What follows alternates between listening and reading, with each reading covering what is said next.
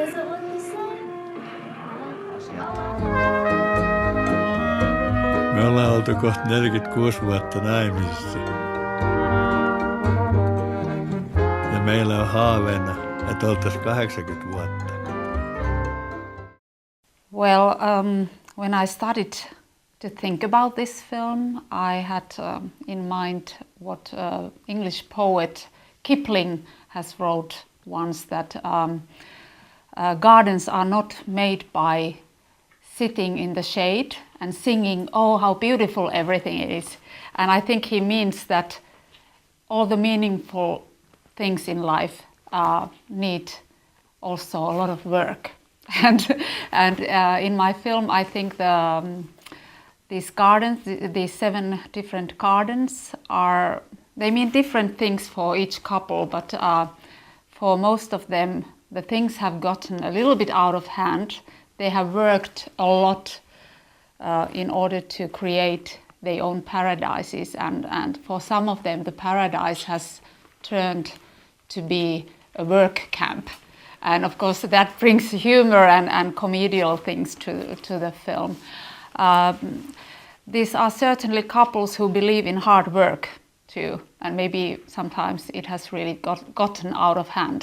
That they have the garden has sort of taken the power over them, and they should stop and start enjoying the paradise that they have created. But I suppose so that it's very often in life like that, and I myself, I believe in hard work, whether it's filmmaking or whether it's the garden, and I think it's the process itself that is important for human beings, to do something meaningful, and even though they know that hard work eventually may disappear at any moment, if after them, if they, for example, sell the house and the garden, and maybe the next person doesn't continue taking care of the garden, even though they know that, they still continue doing it, because it's the process of doing something with the soil which is important for them. But in the film, of course, the gardens are also metaphors. It's metaphor for the relationships, how to take care of the long marriages and long relationships, and yeah, it's a metaphor for many things. And in the beginning, when I started making this film, I was thinking that the garden is a perfect setting, a perfect scenery to portray people's lives. That it's a place that has its limits, and it's like a tableau vivant. It's like a live painting in a way in my film, and against that scenery, against that background, you can tell people's stories, intimate stories. Tämä naapuri tässä on erikoistunut kasvattamaan tuulimyllyjä.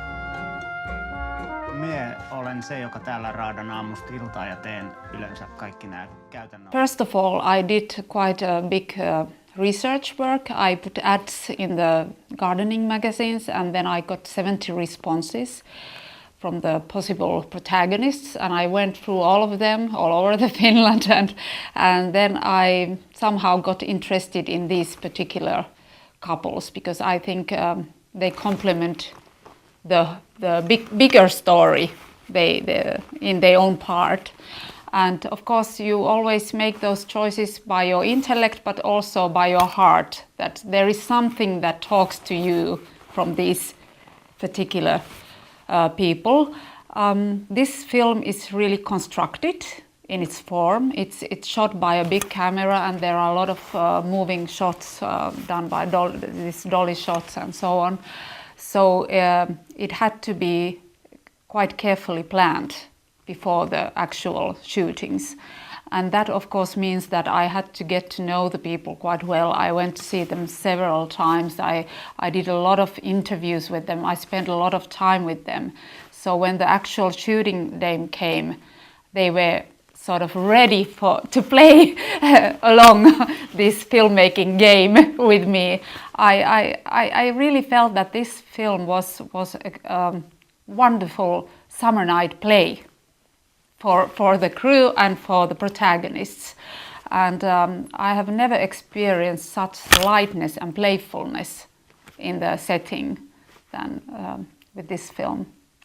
But yeah, it was quite carefully planned and quite strictly constructed in a way. I knew every time that what I was going to shoot, but then of course the chances, the coincidences come into the picture, and those are of course always the best moments in documentary filmmaking, and you really have to be very sensitive and open to those moments, even though how carefully you plan it, then you really have to forget it and see what's going on that particular day. But as I said, that I prepared the protagonists really well before the shootings, and yeah, the rest was just having fun with them. Meillä on haaveena, että oltaisiin 80 vuotta. Yeah, there is this couple who is trying to grow and the biggest giant pumpkin in Finland, and they want to attend the contest of the biggest giant pumpkin, and I soon realized that this is a very good dramaturgical element to follow this pumpkin growing. It's something also of my choices, my precise choices. I could have chosen any other thing as well, but I don't like symbolism if it's apart from the reality. And I think this pumpkin thing is it's a symbolic thing at the same time in the film, but it's really real concrete thing, and that's why I think it's a good symbol also in the film to be used. Yeah, they bought the house and they started to build the garden after they lost their son. So practically the gardening and the garden saved almost their lives. So their life was a little bit more bearable with the garden after that terrible loss.